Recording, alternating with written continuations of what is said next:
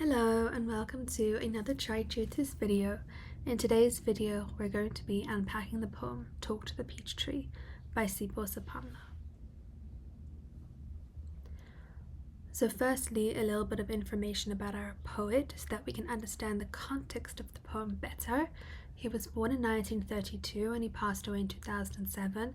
He was a South African poet, an anti-apartheid writer who wrote a lot of protest poetry. If we can understand the years in which he lived and his identity as a South African writer, he lived during apartheid, during its height, but also during its ending. And so we're going to see in this poem particularly, he is talking about the demise of apartheid and all that goes along with that. So let's have a look at the title and discuss a bit of background to this poem. So in terms of the background, we have to understand apartheid started in 1948 and it continued all the way until 1994. But the last 4 years of apartheid were a period of transition. From 1990 to 1994, there was this period where there was this alternating of violence and negotiations taking place between the National Party and the ANC, as well as many other soon-to-be political parties. Everyone was discussing and negotiating in terms of what the new South Africa would look like. So in 1990, Nelson Mandela, as well as a number of other political prisoners, were released. The ANC and the PAC were unbanned, and this sort of signified the start of this negotiating period. However, that negotiating period was not all smooth sailing. There was a lot of disagreements. There was an unwillingness to compromise on different sides of these negotiations. And as I said, all these negotiations kept being sort of stopped, or they were no one was willing to compromise, so the negotiations sort of stalled. But at the same time, you had this violence going on. And all these negotiations were trying to figure out a new philosophy, a new constitution, a new direction for the new South Africa. So the reference to talk in the title is signifying that period of negotiations. Remember that these negotiations went on for 4 years, and only with the democratic elections on the 27th of April 1994 was there some sort of understanding of what the new South Africa would be. Unfortunately, I couldn't find a specific date as to when this poem was written, so my interpretation has been that this is about this period of time, this period of negotiating. It could also be linked to a little bit earlier, maybe the 1980s, where there's this discussion about negotiations, because it doesn't just happen 1990 that suddenly things take a turn. It's taking a turn from the 1980s, where there's a lot of resistance to apartheid. So maybe it's linking towards the late 1980s, maybe it's more towards the early 90s, but it's all about the sense of talking about negotiating, about founding a new way forward for South Africa. Now, the symbol of the peach tree is quite interesting, and if you look at the title, as a whole, it is quite an absurd title. It's slightly strange that he's instructing us to talk to a peach tree. But if you think about the symbolism of a peach tree has its own space, it has its own land, it has deep roots which take a long time to grow. It's also a peach tree, so it is bearing fruit, it is successful in that way, it is prosperous in that way. A peach tree cannot be moved. It's a part of the garden forever. It is something with roots, something that is sturdy. And as I said, it bears fruit and therefore it is successful. So peach trees, think about that symbolism, and when we go later on into the poem, we're going to see the reference to the peach tree again, and we're going to understand what the symbolism is for. But also keep in mind what a peach tree needs. It needs many things just to sustain its life. It needs water, it needs oxygen, it needs sunlight, all these different things. Well, maybe not oxygen, maybe it needs carbon dioxide, photosynthesis, but all of these different aspects in order for the peach tree to prosper. And we can also think of the peach tree as symbolic of family and family roots, but we'll get closer or deeper into the meaning of the peach tree later on in this poem. Let's talk to the swallows visiting us in summer, ask how it is in other countries. Let's talk to the afternoon shadow, ask how the day has been so far. Let's raise our pets to our level, ask them what they don't know of us. So we start off this poem with a casual invitation. Let's talk. Let us shows a sense of unity and togetherness. Let's talk to the swallows. Now, this is a very strange idea that we can talk to animals, and what it really emphasizes is this idea of asking of all different perspectives in terms of, coming to the start of negotiations. We need to have an understanding of all different aspects of South African people. We have to ask all different perspectives in order to build a new South Africa.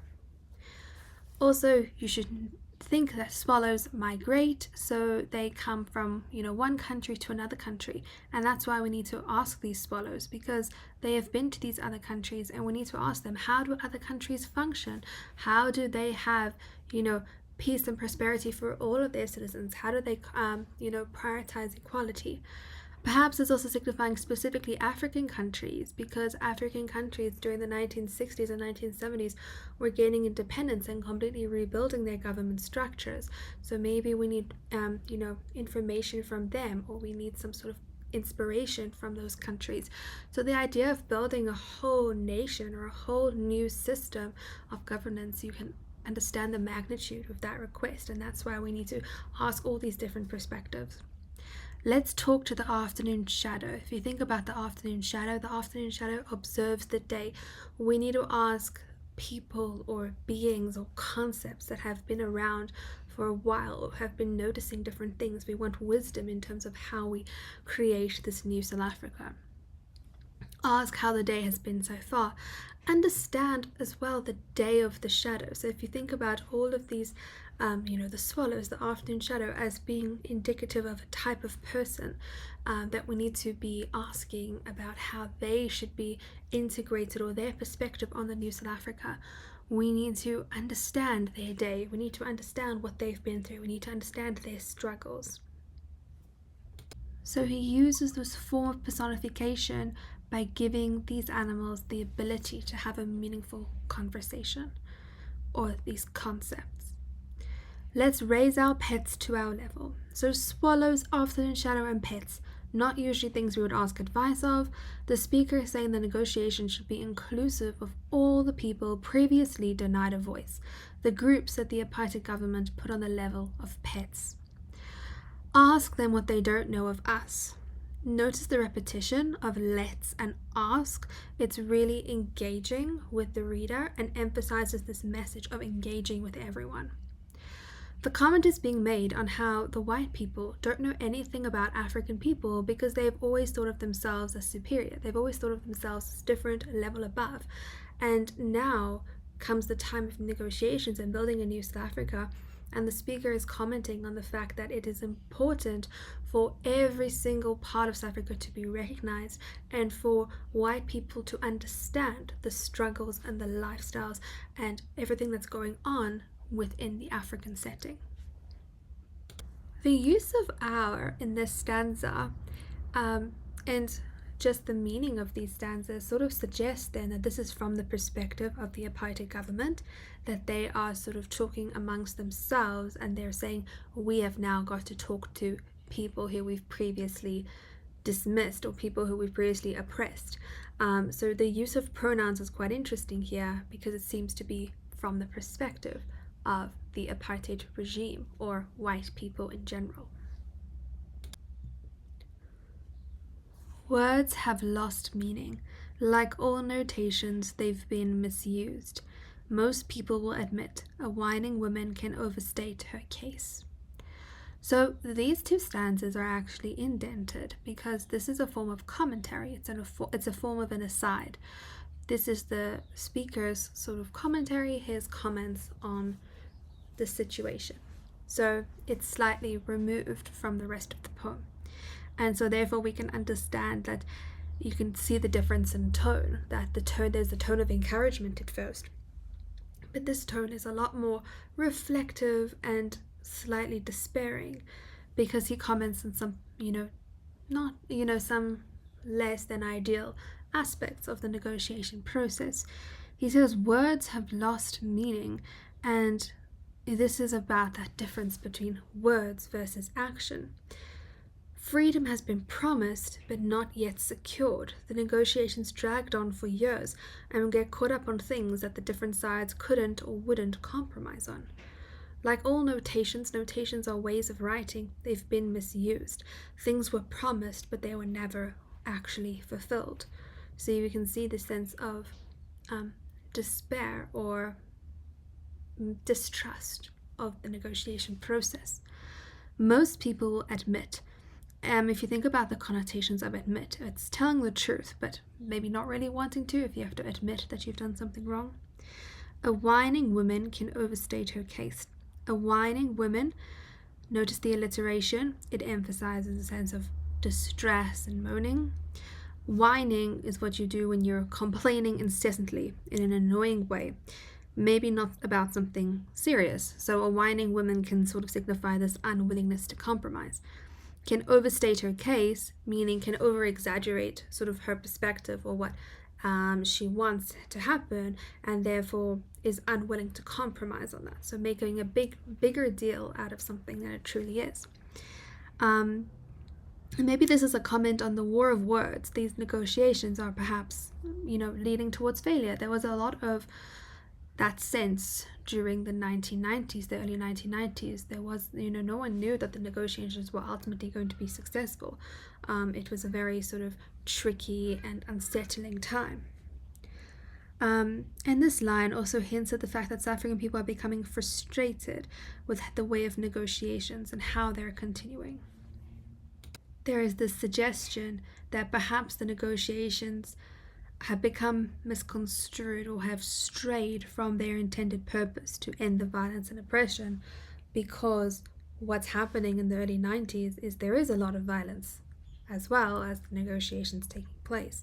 So there's a sense of cynicism about the whole negotiation process. Talk to the paralyzing heat in the air. Inquire how long the mercilessness will last. Let's pick out items from the rubbish heap. Ask how the stench is like down there. Let's talk to the peach tree. Find out how it feels to be in the ground. Talk to the paralyzing heat in the air. So now we're back to talking. We are done with that aside, the commentary. We're back to the poem itself.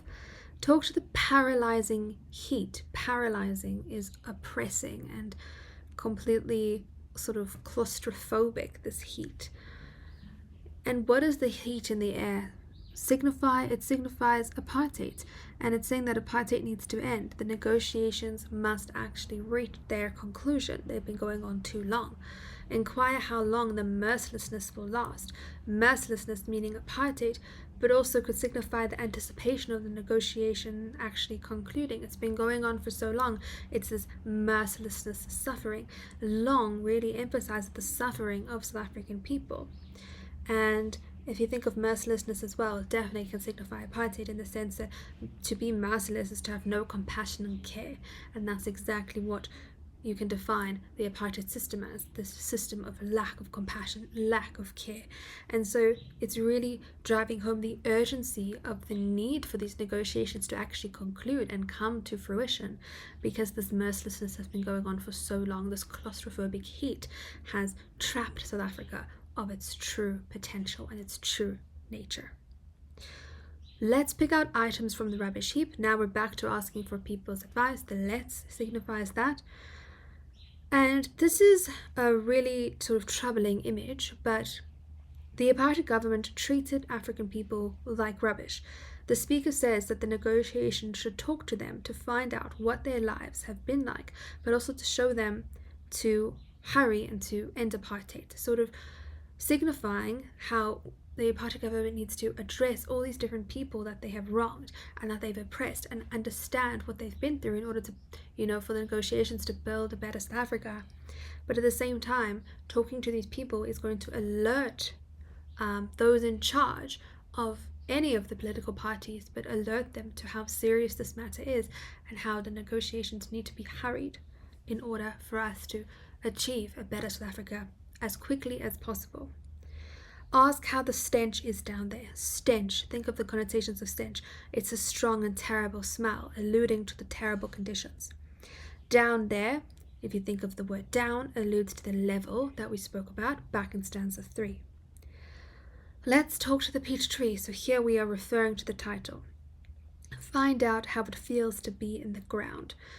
To be in the ground is really significant because it means it has a claim and a place to call home. Black people do not have their own land at this time, and there's the sense of the lack of stability, because remember, the apartheid government was all about disowning African people of their land and of their right to being South African, hence the passport system, hence the homelands. And so African people have been displaced for so long, and so the symbol of talking to the peach tree and of finding out how it actually feels to be stable, they're asking the tree sort of what it's like to have been allowed and have been permitted to have the land it deserves and to be able to be fruitful and to grow. And then we can also think about the peach tree as symbolic of family and family roots, asking ancestors, asking family about how it feels to have a country that is going to support you, talking to those sorts of people, getting that influence in the creation of the new South Africa. Let's talk to the moon going down. Ask if it isn't enough, eyeing what's been going on. So in this second to last stanza, the speaker says, let's talk to the moon going down, and this imagery is representative of the window of opportunity for democracy and peace is dwindling. The moon is going down. We need to come to some sort of understanding of what the new South Africa will be very soon. Ask if it isn't enough, eyeing what's been going on. Ask. He keeps encouraging the reader to think, to ask. He is involving the reader within this poem. The moon is personified. It's given power as to viewing these events that are going on in South Africa. And the speaker asks, is anyone else seeing what's going on? Has the chance for, we have this chance for peace, but we seem to be failing, or it's seemingly taking too long to end this mercilessness. Come on, let's talk to the devil himself.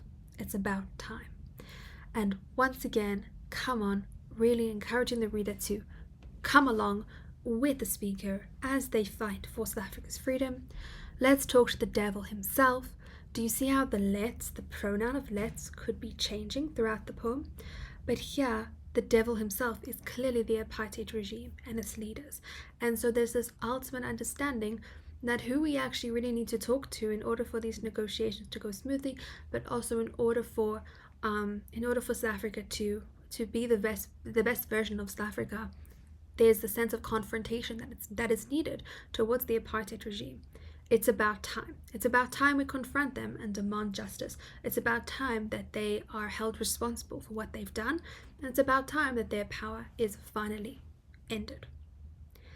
There's a sense in this poem that there's so many different perspectives, and we need to use all these perspectives to create one vision for South Africa. But that is something challenging. It's not something easy to integrate all those different perspectives. And we have this understanding at the end of the poem that, that it hasn't really come to fruition yet. As I said, unfortunately, I don't know exactly what year this poem was written, but we have this understanding with the lack of the full stop even at the end of the poem that this process is still continuing. This dream, this vision of South Africa is still in the process of being created or being established. So the structure of this poem, the indentation of those two stanzas indicate commentary. There's no punctuation in the poem, and that indicates this lack of a resolution.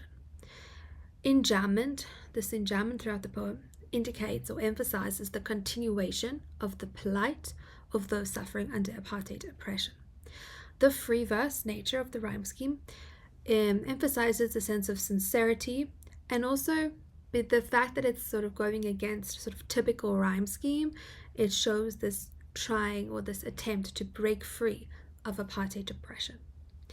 The tone of the poem is cynical, conversational, encouraging at times, and sincere. There's a mood of frustration, but at some points encouragement. So you need to really assess in terms of which lines you're being asked to analyze what the tone and the mood are. The theme and the message. The theme and the message is created through all the absurd imagery that happens, which creates a sense of humor, which really actually reinforces the seriousness of the theme and message. The urgency to end apartheid, the pursuit of freedom, recognizing different perspectives, negotiations and words, and the question of are they meaningful or are they useless? I hope that you found this video helpful in your study of this poem. Please remember to like the video and to subscribe to the channel, and I'll see you in the next one.